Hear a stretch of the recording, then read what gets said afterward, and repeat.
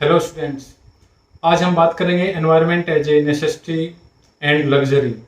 ये हम सब जानते हैं कि हमारा प्रकृति से बहुत पुराना नाता रहा है मानव जीवन का, और मानव को अपनी आवश्यकताओं की पूर्ति के लिए प्रकृति पर निर्भर रहना होता है। तो हम प्रकृति से अपनी ज़रूरतों को तो पूरा करते ही हैं, लेकिन साथ ही साथ हम ज़रूरत से ज़्यादा भी प्रयोग करते हैं, और इसी को हम लग्जरी कह रहे हैं कि जब हम अपनी ज़रूरतों से, अपनी नीड्स और रिक्वायरमेंट से अधिक प्रयोग करने लग जाते हैं, तो वो हमारी फिर विलासिता को शो करता है, हमारी लग्जरी को, हमारे कंफर्ट को शो करने लगता है। तो हम जब एक लेवल से अधिक अपने एनवायरनमेंट का एक्सप्लॉयटेशन करने लग जाते हैं, तो वो हमारा एनवायरनमेंट है वो डिप्लीशन, एक तरीके से उसमें डिग्रेडेशन होने लगता है, और उस डिग्रेडेशन को ही रोकने की ज़रूरत है। तो आज हम पहले बात करेंगे कि environment A necessity and environment a luxury.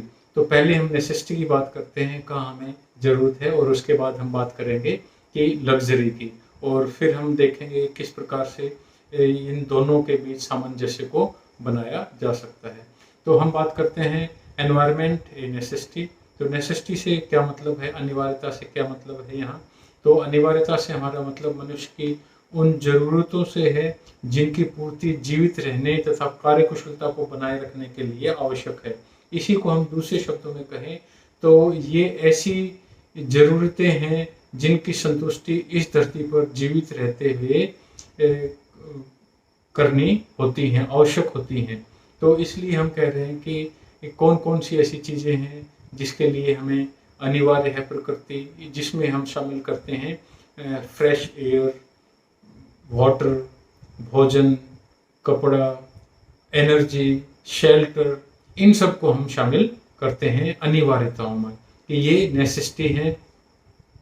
अनिवार्यताएं वे भरण पोषण आधार हैं जिसको हम सपोर्टिंग बेस हैं कहते हैं, सपोर्टिंग बेस हैं जो जीवन के लिए आवश्यक हैं।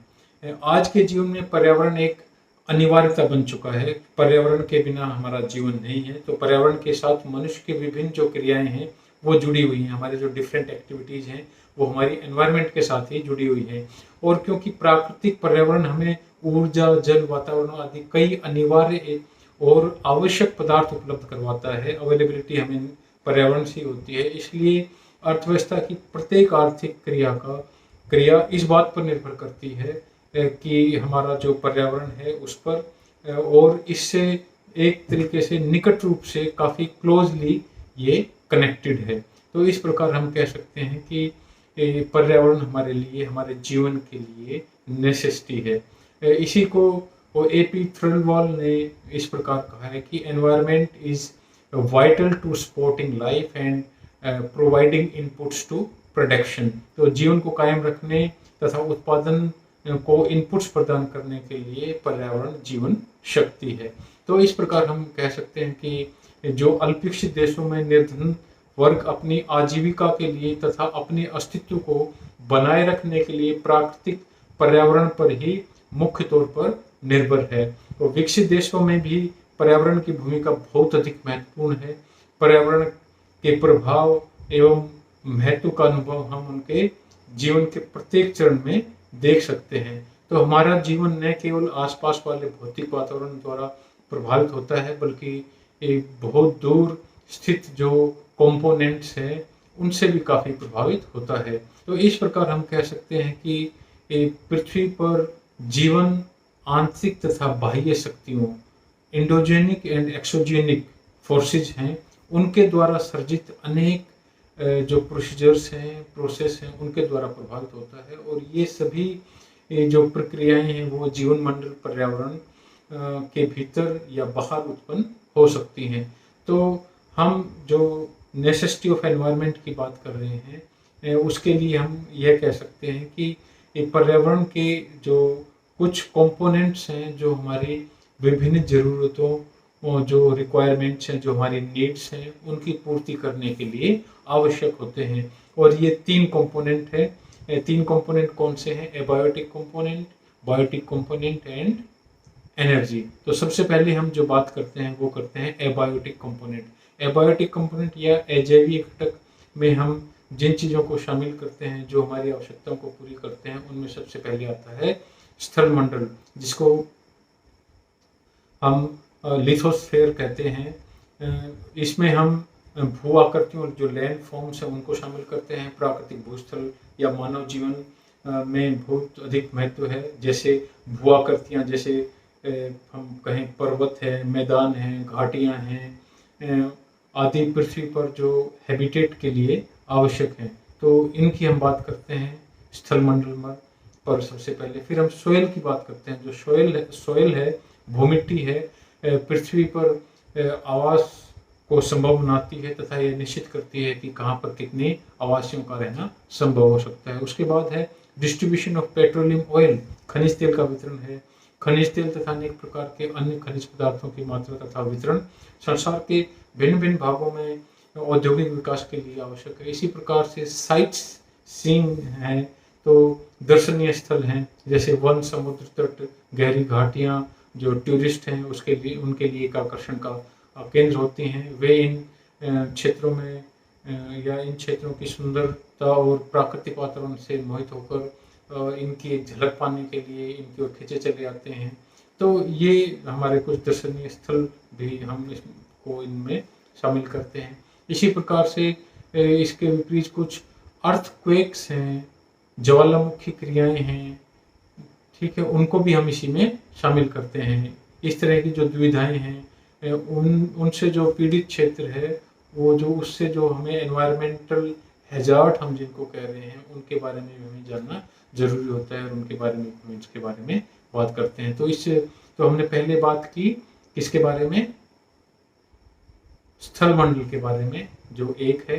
अब हम बात करेंगे एटमॉस्फेयर, वायुमंडल के बारे में, फिर हाइड्रोस्फेयर के बारे में। तो एटमॉस्फेयर के बारे में जो हम बात कर रहे हैं, वो वायुमंडल भी पृथ्वी पर जीवित रहने के लिए एक महत्वपूर्ण आवश्यकता है और यह पर्यावरण का एक महत्वपूर्ण भाग भी है, जो मानव जीवन के लिए सभी प्रकार की गैसें जैसे ऑक्सीजन आदि प्रदान करता है। इसके अलावा यह सौर ऊर्जा प्रदान करता है, यानी कि यह सूर्य की ऊर्जा पृथ्वी को और आने देता है। इसी प्रकार से यह धरती को इतना गर्म भी नहीं होने देता कि यहाँ रहना ही मुश्किल हो जाए। इसी प्रकार से वायुमंडल यह निर्धारित करता है कि किस प्रकार और कितनी मात्रा में जीवन के लिए आवश्यक ऊर्जा इस पृथ्वी तक पहुँचती रहे। तो ये हमारे लिए जो सेकंड एलिमेंट की बात की हमने, वो हमारा वायुमंडल है। फिर इसमें हम जलमंडल की भी बात करते हैं कि इस पृथ्वी पर प्रत्येक प्रकार से जीवन के लिए जल अत्यंत आवश्यक है।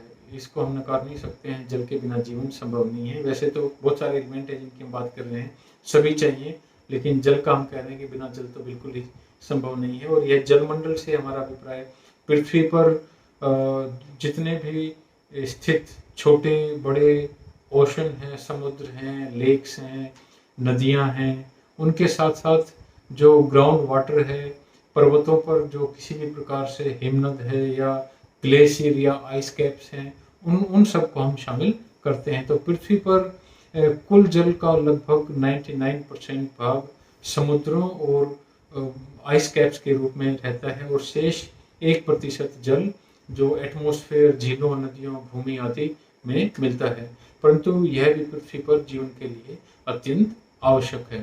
तो अब हम जो बात करते हैं वो, अभी हमने एबायोटिक कंपोनेंट की बात की, अब हम बायोटिक कंपोनेंट की बात यहाँ करते हैं। बायोटिक कंपोनेंट में हम क्या क्या शामिल करते हैं, इसमें हम पेड़ पौधे, पशु पक्षी, मनुष्य जो माइक्रो ऑर्गेनिज्म हैं उनको शामिल किया जाता है और इन्हें जैविक मंडल तंत्र के रूप में या सब सिस्टम भी इनको हम कहते हैं। तो सबसे पहले हम बात करते हैं वो बायोस्फीयर या प्लांट्स की बात करते हैं।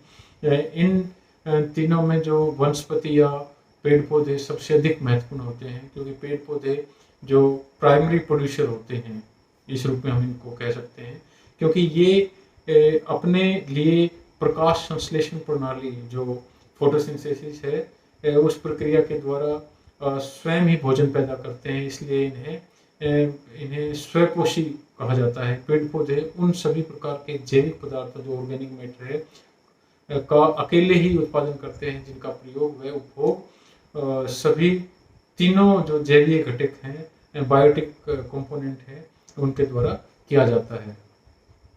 तो इस प्रकार से हम कह रहे हैं कि जैविक घटक में हम किसको शामिल कर रहे हैं, वनस्पति या पेड़ पौधों को। फिर हम एनिमल्स को, पशु और पक्षियों को शामिल करते हैं। जहाँ पेड़ पौधे या वनस्पति का मुख्य उत्पादक कहा जाता है, वहाँ पशु पक्षियों को मुख्य उपभोक्ता कहा जाता है। एक को उत्पादक कहा हमने और इसको हम क्या कह रहे हैं, कंज्यूमर, प्राइमरी कंज्यूमर। तो पशु पक्षियों को पारिपोषित घटक की संज्ञा भी दी जाती है। पशु पक्षी पेड़ पौधों द्वारा प्राप्त किए गए सभी प्रकार के जैविक पदार्थों को प्रयोग में लाते हैं और जैविक पदार्थों का रीअरेंज भी करते हैं और जैविक पदार्थों का अपघटन, डिकम्पोजिशन या उसको नष्ट भी करते हैं। फिर हम इसमें शामिल करते हैं माइक्रो ऑर्गेनिज्म को, और इसमें सभी प्रकार के सूक्ष्म जीवाणु, बैक्टीरिया को, फंगी को, जो कवक है, उन सब को हम इसमें शामिल करते हैं। और इसमें जो डिकम्पोजर्स के नाम से भी हम इसको जानते हैं, और इनका काम मृत पेड़ पौधों, जो डेड प्लांट्स हैं, डेड एनिमल्स हैं, या अन्य मृत जैविक जो पदार्थ हैं, ऑर्गेनिक मैटर्स हैं, उनको डिकम्पोजिशन या उन्हें नष्ट करना है। इसी प्रकार से अपघटन क्रिया द्वारा ही ये सूक्ष्म जीव अपना भोजन व पोषण प्राप्त करते हैं। तो ये सारा हमारा है बायोटिक कंपोनेंट के बारे में। अब हम बात करते हैं ऊर्जा की, एनर्जी की। तो ऊर्जा पर्यावरण का एक महत्वपूर्ण घटक है, जिसके अभाव में पृथ्वी पर जीवन असंभव है। और पृथ्वी पर सभी जो जैविक जीवन है के प्रजनन एवं पुनः उत्पादन के, रिप्रोडक्शन के लिए हम ऊर्जा को अत्यंत महत्वपूर्ण मानते हैं। क्या कह रहे हैं कि जनरेशन के लिए और रिप्रोडक्शन दोनों के लिए ऊर्जा की आवश्यकता होती है। और पृथ्वी पर जैविक जीवन को पनपने के लिए तथा उसे कायम रखने के लिए ऊर्जा अत्यंत आवश्यक है। इसलिए ऊर्जा की हम यहाँ बात कर रहे हैं। तो इस प्रकार से ये हमने जो तीनों की बात की, जो एबायोटिक कंपोनेंट, बायोटिक कंपोनेंट और एनर्जी, ये हमें क्या बताते हैं, ये वो घटक हैं जो हमारे विभिन्न ज़रूरतों को पूरा करने के लिए हम इनकी पूर्ति करते हैं। तो ये हमारे तीनों घटक हैं, ये काफ़ी इम्पोर्टेंट है। अब हम एक हेल्दी एनवायरनमेंट की बात करते हैं कि हेल्दी एनवायरनमेंट क्या है। तो इस पृथ्वी पर रहने वाले प्रत्येक निवासी का यह मूल अधिकार है कि उसे एक स्वस्थ पर्यावरण की प्राप्ति हो, उसे एक स्वस्थ पर्यावरण मिले। और सच बात तो यह है कि संसार में जनसमूह के मूल अधिकार, जो फंडामेंटल ह्यूमन राइट्स है, उनकी सूची में एक अधिकार स्वस्थ पर्यावरण की आकांक्षा भी होना चाहिए। और व्यक्तिगत स्तर पर, राज्य और राष्ट्रीय स्तरों पर तब ही पर्यावरण का अकाउंटिंग, लेखा जोखा उचित हो सकता है जब ये एक फंडामेंटल राइट के रूप में हो। स्वाभाविक रूप से यह प्रश्न उठता है कि इस स्वस्थ पर्यावरण से तात्पर्य क्या है, तथा स्वस्थ पर्यावरण को कैसे बनाया जा सकता है। तो साधारण शब्दों में यदि हम कहें तो स्वस्थ पर्यावरण से अभिप्राय उस अवस्था से है जिसमें न्यूनतम जो एनवायरनमेंट संबंधी जो समस्याएं हैं उनके साथ जीवन की गुणवत्ता भी हो, तो उसको हम कह रहे हैं हेल्दी एनवायरनमेंट। तो a healthy environment is the one which permit the highest quality of life with minimum environmental problems. तो इस प्रकार से हम इसको कह रहे हैं कि यह एक स्वस्थ एनवायरनमेंट है। अब हम एक बात करते हैं कि what is the relation between environment, human society and it's economy. तो पर्यावरण, मानव समाज और इनका अर्थव्यवस्था से क्या संबंध है। तो पर्यावरण, मानव समाज और अर्थव्यवस्था में थ्री फोल्ड रिलेशनशिप है। इस थ्री फोल्ड रिलेशनशिप को हम इस प्रकार से एक्सप्लेन कर सकते हैं। एक रिलेशनशिप क्या है कि पर्यावरण अर्थव्यवस्था को रॉ मटेरियल उपलब्ध करवाता है और उत्पादन प्रक्रिया द्वारा जिसका उपभोक्ता वस्तु में रूपांतरण, ट्रांसफॉर्मेशन किया जाता है। कच्चे माल में ऊर्जा शामिल होती है जो स्वयं एक उपभोक्ता वस्तु तथा माध्यमिक वस्तु, इंटरमीडिएट है, और यह रूपांतरण को संभव बनाता है। दूसरा जो संबंध है वो ये है कि जो पर्यावरण सर्विसेज भी उपलब्ध कराता है जिनका उपभोक्ताओं द्वारा प्रत्यक्ष प्रयोग किया जाता है।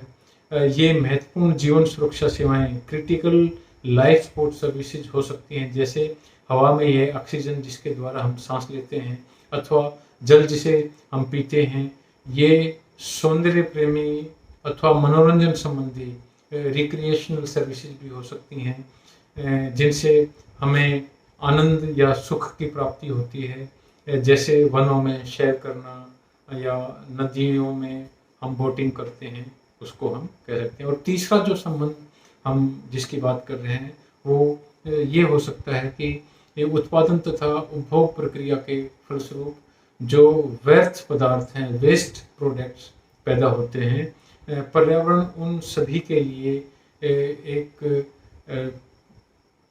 एक आधान या हम कहते हैं एक सिंक का कार्य करता है। एक सिंक का कार्य किस प्रकार से करता है कि पर्यावरण एक पैसिव सिंक नहीं है, बल्कि यह व्यर्थ पदार्थों को नष्ट करके पर्यावरण शुद्ध तथा साफ सुथरा बनाता है, तो और व्यर्थ पदार्थों का पुनः चक्रण करके वह उनको आकार देता है। तो इन 3 रिलेशनशिप को हमने बताया कि किस प्रकार से पर्यावरण, मानव समाज और अर्थव्यवस्था का इसके साथ संबंध है। अब हम बात करेंगे एनवायरनमेंट ए लग्जरी। अभी तक हमने बात की एनवायरनमेंट ए नेसेसिटी कि किस प्रकार से एनवायरनमेंट हमारे लिए नेसेसिटी है। अब किस प्रकार से हम नेसेसिटी से एक लग्जरी की तरफ चले गए हैं, तो हम पहले जानने की कोशिश करते हैं कि जो what is the meaning of luxury. तो विलासिता से हमारा जो मतलब है, हमारा अभिप्राय है उन भौतिक ज़रूरतों, मटेरियलिस्टिक नीड्स से है, जिनकी संतुष्टि से हमारे आनंद, संपन्नता, प्रोस्पेरिटी और गौरव में वृद्धि होती है। जैसे लग्जरी कार्स, एयर कंडीशन, कीमती शराब, नशीली दवाइयाँ, ऊंची ऊंची बिल्डिंग्स आदि, इन सब को हम क्या कह रहे हैं, ये सब विलासिता को दर्शाती हैं। तो पिछले कई वर्षों से हमारा जीवन इस प्रकार से बनता जा रहा है कि हम अपनी अनिवार्य आवश्यकताओं की पूर्ति से ही संतुष्ट नहीं हो पाते, बल्कि आवश्यकताओं की बहुलता के कारण पहले से अच्छा और बेहतर जीवन स्तर पाने की हमारी लालसा निरंतर बढ़ती जा रही है। और उत्पादन तकनीक में सुधार आने से जो उत्पादकों ने उन आरामदायक और विलासी वस्तुओं का उत्पादन करना शुरू कर दिया है, जिसके उपभोग ने हमारे जीवन शैली को बिल्कुल ही बदल दिया है। और इसके अतिरिक्त जो हमारा प्रदर्शनकारी उपभोग है ने भी सामाजिक प्रतिष्ठा बनाए रखने के लिए जो हम नई नई विलासी वस्तुओं में अब इतनी विभिन्नता आ गई है कि उत्पादक तथा उपभोक्ता के रूप में हमने पर्यावरण पर पड़ने वाले प्रभाव को बिल्कुल ही देखना छोड़ दिया है, उसको नेग्लेक्ट करना एक तरीके से छोड़ दिया है। तो इन सब कारणों से हम हमारी जो आज की सुख सुविधाएं हैं और जो हमारी विलासिता है वो पर्यावरण की लागत और उसमें गिरावट का एक मेन रीजन बन गई है। तो हम ये कह सकते हैं कि पर्यावरण का प्रकृति से निकट संबंध रहा है और प्रकृति हमारे लिए विलासिता से संबंधित कई तरह के साधन भी उपलब्ध कराती है। किस प्रकार से कई तरह के साधन उपलब्ध कराती है, इसमें सबसे पहले हम लेते हैं लकड़ी को। वनों से हमें जो कीमती लकड़ी मिलती है उससे हमारी ईंधन की आवश्यकताएं तो वो पूरी होती ही हैं, परंतु साथ साथ हम बहुत सारे भवन निर्माण में भी लगे रहते हैं, ऊंची ऊंची बिल्डिंगें बनाते हैं, कई तरह की दुर्लभ जो लकड़ियां हैं उनका प्रयोग करते हैं और इस तरीके से हम पर्यावरण को अपनी विलासिता के लिए, लग्जरी के लिए प्रयोग करते हैं। इसी प्रकार से खनिज पदार्थ हैं, प्रकृति ने हमें अनेक प्रकार के खनिज पदार्थ उपलब्ध करवाए हैं। इनका प्रयोग हम अनिवार्यताओं को संतुष्ट करने के लिए तो करते ही हैं, परंतु इनका विलासिताओं के उत्पादन के लिए भी हम प्रयोग करते हैं। जैसे मैग्नीशियम का है, निकल, माइका, कोयला, खनिज तेल, सल्फर, एल्युमिनियम, इन सब का हम आयरन है, इन आदि खनिज पदार्थों के प्रयोग से अनेक प्रकार की विलासिता की वस्तुओं का हम निर्माण करते हैं। खनिज पदार्थों से विलासिता की कौन कौन सी वस्तुएं बनती है, यह इस बात पर निर्भर करता है कि किस खनिज का अंतिम उपभोग जो एंड यूज है वो किस प्रकार का होता है। जैसे फॉर एग्जांपल यदि खनिज तेल का प्रयोग हम अपने यातायात की आवश्यक कारों के लिए करते हैं तो यह एक एसेंशियल नीड बन जाती है, परंतु यह तेल यदि बड़ी बड़ी एयर कंडीशंस गाड़ियों में करते हैं तो यह उपभोक्ता की विलासिता की बन जाती है। तो इस प्रकार से हम कहते हैं कि हमने खनिज पदार्थों को, जो मिनरल्स हैं, उनको भी हम अपने विलासिता के लिए हमने प्रयोग किया है। इसी प्रकार से हमने भूमि को भी अपनी विलासिता के लिए प्रयोग किया है, और यदि भूमि का प्रयोग अनाज और अन्य सामग्री के उत्पादन के लिए किया जाता है तो यह भूमि का प्रयोग अनिवार्य आवश्यकताओं की पूर्ति के लिए हुआ। यदि हम इसी भूमि का प्रयोग बड़े बड़े फार्म हाउसेज बनाने के लिए कर देते हैं, बड़े बड़े सिनेमा हॉल्स बनाने के लिए करते हैं, या फिर हम जो फिल्म एरिया है उसको उसमें हम कन्वर्ट कर देते हैं, तो यह सब क्या है, विलासिता को दिखाता है। तो इस प्रकार से हम कह सकते हैं कि लोगों को कपड़ा, चीनी, सीमेंट आदि वस्तुएं उपलब्ध होती हैं तो उन कारखानों की स्थापना करना ठीक है, परंतु उस स्थान पर एक ऐसा कारखाना बनाना जिससे एयर कंडीशंस, बड़ी बड़ी विलासिता की बसें, कारें, बड़े बड़े टीवी बने, या फिर 5 स्टार होटल्स खोले जाते हैं, तो यह सब क्या है, यह लग्जरी है। इसी प्रकार से नदियों के किनारे या समीप जो भी कारखाने लगे हुए हैं वो न केवल वायु में धुआं छोड़ रहे हैं, बल्कि उनके द्वारा जो गंदा कूड़ा, जो अनसैनिटरी वेस्ट निकलता है, जो टॉक्सिक केमिकल्स निकलते हैं, वो हमारे नदियों के पानी को भी दूषित कर रहे हैं, और वो पीने योग्य अनड्रिंकेबल होता जा रहा है हमारा पानी। इसी प्रकार से जो इसके साथ साथ सड़कों पर दौड़ने वाले अनेक वाहन अधिक शोर करते हुए चलते हैं, उनसे निकलने वाला धुआं वायुमंडल को बहुत अधिक दूषित करता है। इसीलिए हम कह रहे हैं कि विलासिता के लिए किए जाने वाले कार्य वायु, जल और शोर प्रदूषण को उत्पन्न करते हैं। तो लेकिन हम कहाँ मानने वाले हैं, विलासिता की वस्तुओं और सेवाओं का उत्पादन और उपभोग करने के लिए समाज पर्यावरण से पदार्थ, जो मटेरियल है, और ऊर्जा प्राप्त करता है, परंतु इस उत्पादन और उपभोग द्वारा जल में तथा पृथ्वी में रहने वाले जो वनस्पति हैं, जो प्लांट्स हैं, जो एनिमल्स हैं, उन पर प्रतिकूल प्रभाव पड़ता हुआ जा रहा है। तो अब हम प्रभाव की बात करते हैं कि हम जो विलासिता की इतनी सारी चीज़ों को अडेप्ट कर रहे हैं, उससे क्या प्रतिकूल प्रभाव पड़ रहा है, उसके रूप में भी हम यहाँ बात करते हैं। प्रतिकूल प्रभाव के रूप में हम अभी देखें तो विलासिता को संतुष्ट करने के लिए जो पर्यावरण पर जो इंसिडेंटल हो रहे हैं, जो प्रभाव पड़ रहे हैं, उसको हम हानिकारक कह सकते हैं। हानिकारक किस रूप में कह सकते हैं कि उद्योगों और हाउस होल्ड द्वारा जो फेंका गया कूड़ा है, जो वेस्ट है, इसी प्रकार से जो अर्बनाइजेशन हो रहा है, उस पर जनसंख्या वृद्धि बढ़ रही है, तो उसका भी दुष्प्रभाव पड़ रहा है। तो इस प्रकार के प्रभाव पड़ रहे हैं। हम पर्यावरण को बहुत दूषित कर रहे हैं, हमारा जो प्राकृतिक सौंदर्य है उसमें भी बहुत गिरावट आ रही है। इसी प्रकार से नदियों के जल को हमने दूषित कर दिया है, कारखानों का वेस्ट है वो उसमें जा रहा है, तो पानी पीने लायक नहीं हो गया है, वायुमंडल में विषैली गैस फैल गई हैं। इसी प्रकार से हम कहें तो नदियों में एक तरीके से वो वनों के कटने के कारण बाढ़ आ जाती है, और बाढ़ आने से फिर कई तरह के और नुकसान होते हैं। तो इस प्रकार हम कह सकते हैं कि हमने एक तरीके से जो विलासिता की ओर हम चले गए हैं, उससे कई तरह के हम पर प्रभाव पड़ रहे हैं। अब हम बात करते हैं man's intervention with nature from necessity to luxury. जो मनुष्य है उसका प्रकृति के साथ हस्तक्षेप, और जो अनिवार्यता से हम विलासिता की ओर गए हैं। कहाँ से गए हैं? Necessity to luxury.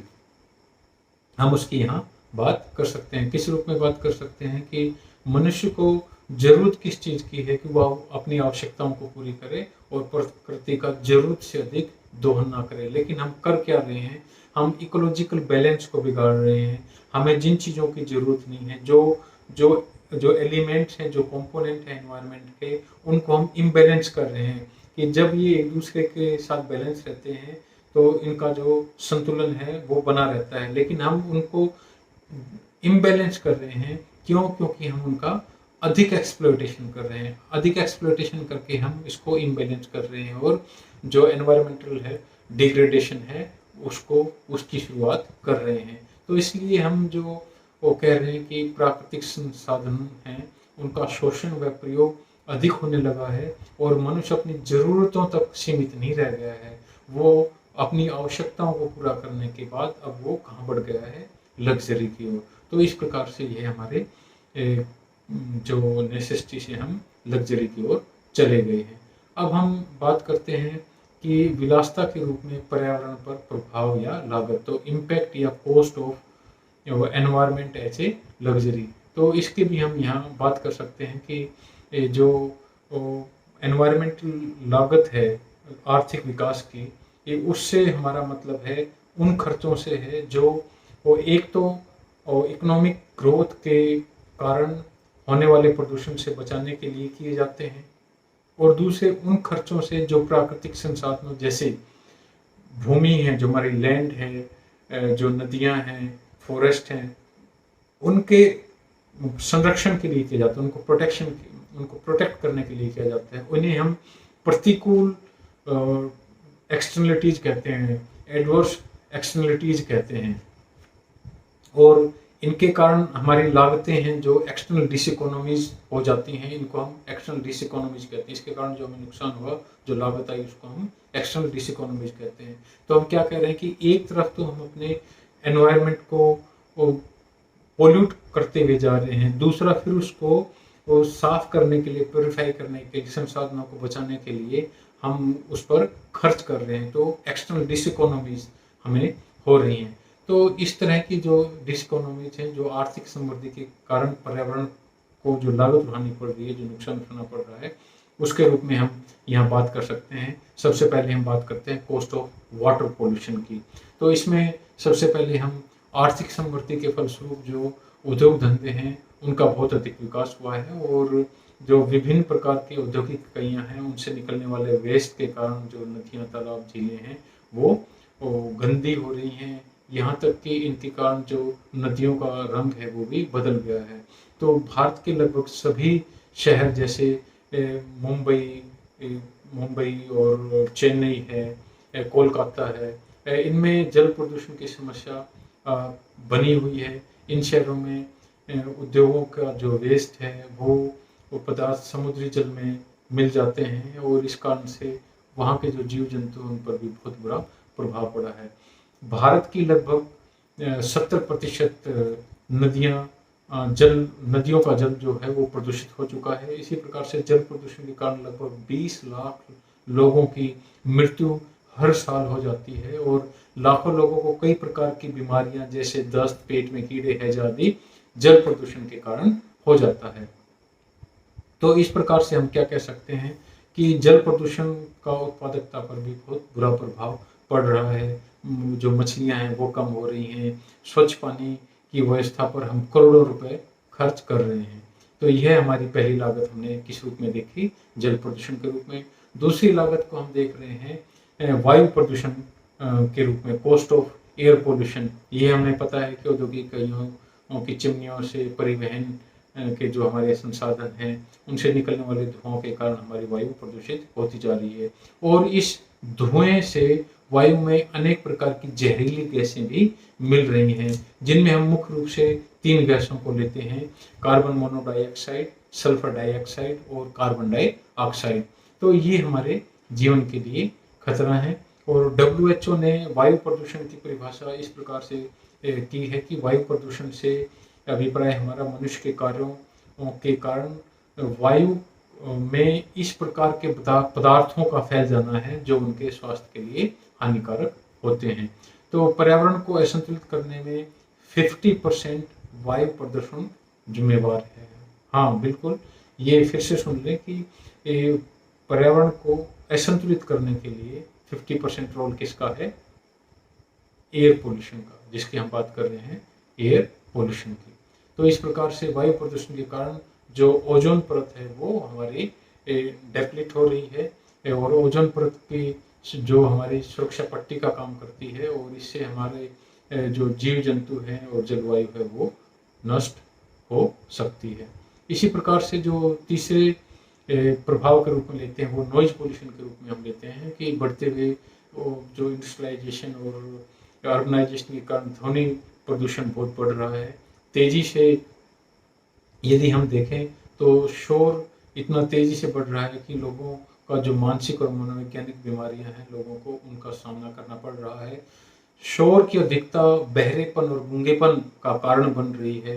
तो यह भी एक इसकी कॉस्ट है हमारी विलासिता की। इसी प्रकार से लैंड डिग्रेडेशन का भी है कि भूमि कटाव हो रहा है और भूमि कटाव के कारण पानी के जमाव की वजह से भूमि खराब हो रही है। कृषि योग्य भूमि मुख्य रूप से सिंचाई के गलत तरीकों के कारण भी डिग्रेडेशन हो रहा है लैंड का।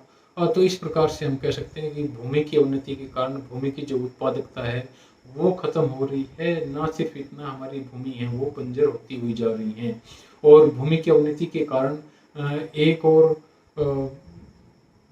0.5% से लेकर 1.5% तक सकल घरेलू उत्पाद में वृद्धि होती है। परंतु दूसरी ओर जमीन के बिगड़ने से और उत्पादकता हानि और खराब जमीन को दोबारा खेती योग्य बनाने की जो लागत है वो 10,000 करोड़ रुपए का अनुमान है। तो इस प्रकार से हम लैंड डिग्रेडेशन की बात कर सकते हैं और यहाँ डिफॉरेस्टेशन की भी हम यह बात कर सकते हैं कि आर्थिक समृद्धि के बढ़ने के साथ साथ जो वनों का कटाव भी बढ़ता जा रहा है और इससे हमारे जो वन हैं उनको नुकसान पहुंच रही है। हम सड़कें और रेलें बांध बना रहे हैं, इसके कारण भी वनों की बहुत कटाई हो रही है और आर्थिक समृद्धि की वनों की कटाई संबंधी लागत हमारी बहुत अधिक होती है। फिर इसमें आता है हमारा डिग्रेडेशन ऑफ नेचुरल रिसोर्सेज। हम नेचुरल रिसोर्सेज को भी नुकसान पहुंचा रहे हैं।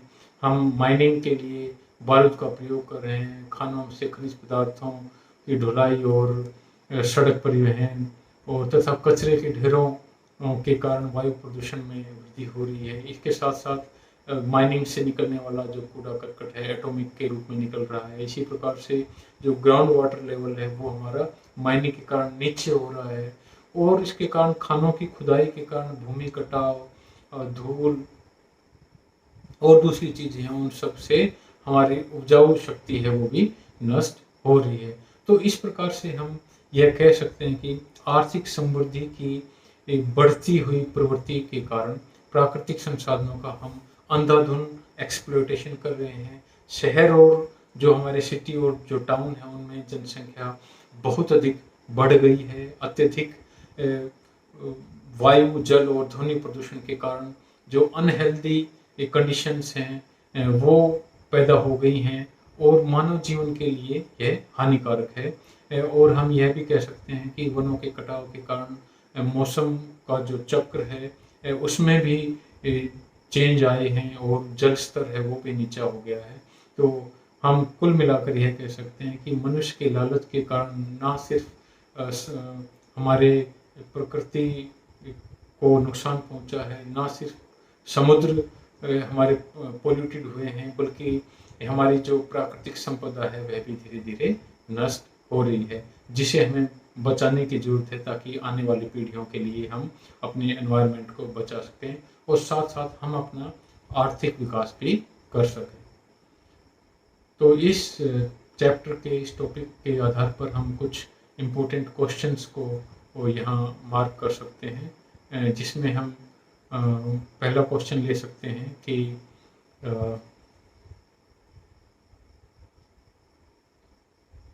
what do you think that environment can be interpreted as a luxury? Define the concept of environment.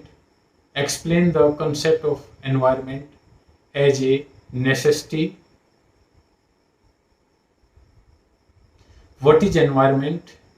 Analyze the impact of the cost of environment as a luxury.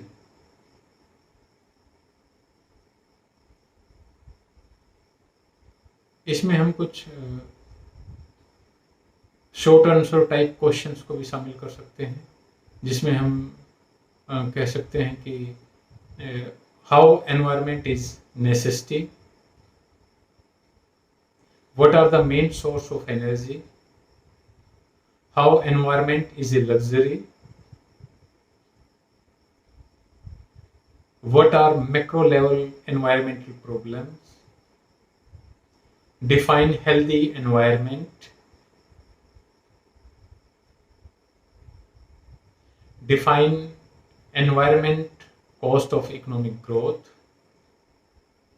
explain in brief components of environment। तो ये हमने बात की environment ए necessity और environment a luxury.